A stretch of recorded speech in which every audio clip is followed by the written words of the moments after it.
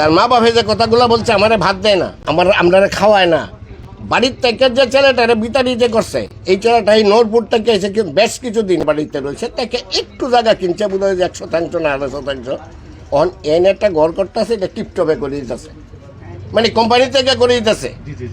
এই বিষয়গুলো দেখিয়া তার মা বাবার সহ্য হইতেছে না, মনে করছে যে আমার ছেলে লাখ কোটি কোটি টাকা কামাইতেছে, এই যে এখন সে এই যে এরা বলছে যে আমরা বাদ কাপড় দেয় না, তার জীবনটাই তো পালতে পারে না, তো ওদেরকে বাদ দিব কেমন?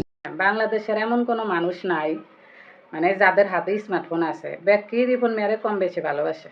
আমি নিজেও তার ভিডিও দেখি, ভালো লাগে, পছন্দ করি, আমি তার ফলোয়ার। তো গতকালকে আমরা রিপন মিয়ার যে বিষয়টা দেখছি, এটা দেখার পরে রিপন মিয়ার যারা ভক্তবৃন্দ আছে মানে সবাই কষ্ট পাইছে। হ্যাঁ, অনেকেই ভাবতেছে তারা আনফলো করবো, সে মিথ্যাবাদী। একটা জিনিস দেখেন গাইজ, সে মূর্খ মানুষ, অশিক্ষিত, পড়াশোনা জানে না, দিন আইনা দিন খাওয়া মানুষ, গরিব মানুষ। হের জায়গায় ধরেন আমি, হ্যাঁ, আমি একজন মূর্খ মানুষ, আপনি একজন শিক্ষিত মানুষ। আমার হাতে একটা স্মার্টফোন আছে, আমি দিন আইনা দিন খাই, খুবই কষ্টে জীবনযাপন করতেছি, পড়াশোনাও জানি না, কিছু যে কইরা খামো।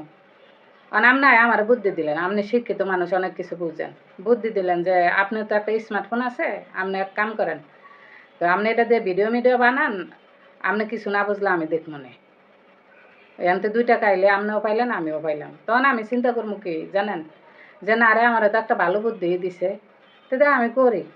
হ্যাঁ, আমি করি, 2 টাকা আইলে তো ভালোই হইব, আমার উপকার হইব, যেহেতু আমি কিছু বুঝি না, সে বুঝে, সেও 2 টাকা নিলে নেই, এই চিন্তা করে আমি রাজি হয়ে গেলাম আপনার প্রস্তাবে। রাজি হওয়ার পরে আপনি আমার যেমনে কন্ট্রোল করতেছেন, যেমনে ঘুরাইতেছেন, আমি হেমনে ঘুরতেছি, হেমনে করতেছি, কারণ আমি তো 2 টাকা পাইতেছি। কথা হইলো আমার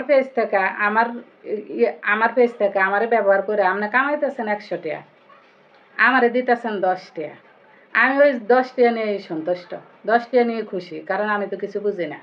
হ্যাঁ, 10 টাকা নিয়ে খুশি যে আমি 10 টাকা পাইছি, এটাই আমার লাভ।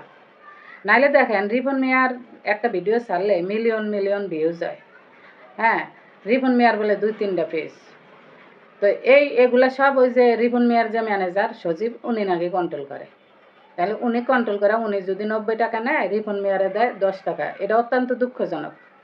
সহজ সরল পায়ে মানুষটার লোক এই কাজ করছে।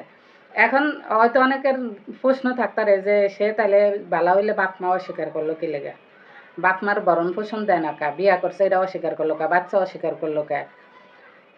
রিপন মিয়ার সকল কিছু মানে রিপন মিয়ার ওই ব্যক্তি যেভাবে কয়, রিপন মিয়া সেইভাবেই কিন্তু কাম করে। রিপন মিয়ারে নাকি ওই ব্যক্তি কইছে, তুমি যে বিয়া করছো এটা মিডিয়ার সামনে আইনো না, তোমার ডিমান্ড কমে যায়। আর বাবা মার বিষয়টা দেখা যায়, অনেক সময় বাবা মা হয়তো রাগ ক্ষোভ সন্তানের প্রতি থাকতে পারে, পরবর্তীতে দেখলাম যে রিপন মিয়া তার মারে ধরে কাঁদতেছে। তো এখানে অন্য কোনো সমস্যাও থাকতে পারে, আসলে আমরা তো তাদের পরিবারে বা ঘরে ঢুকে বিষয়টা দেখি নাই। এই মৈরম, রিপনে কি কি তার মা বাপ রে বাদ দেয় না, না তার মা বাপে খায় না? কোনটা মা বাপে খায় না? মা বাপে খায় না। আচ্ছা, এই আরেকটা মহিলা আছে, এই এদিকে আসো।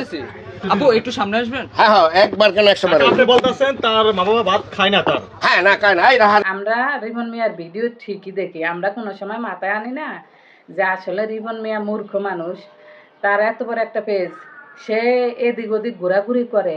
হ্যাঁ, এরা কন্ট্রোল করে কে? এর মূর্খ মানুষ এত কিছু জানা বা করা সম্ভব না এর পক্ষে। আমরা কিন্তু এটা মাথায় কোনো সময় নেই।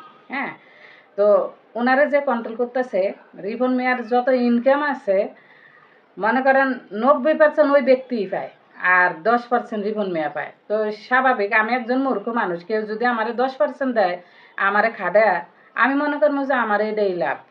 হ্যাঁ, তো রিপন মিয়ার বিষয়টা হয়ে গেছে এরকম। যদি রিপন মিয়া সত্যি মানে তার পেজের সব টাকাগুলা সে পাইতো বা সে ভোগ করতে পারতো, তাহলে রিপন মিয়া ওই যে কাঠমিস্ত্রির কাম করতো না। রিপন মিয়ার প্রায় ভিডিওতেই আমরা দেখি সে কাঠমিস্ত্রির কাজ এখনো পর্যন্ত করে।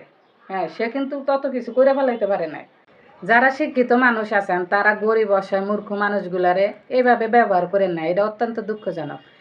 তাইলে আপনি শিক্ষিত হয়ে লাভ হইল কি?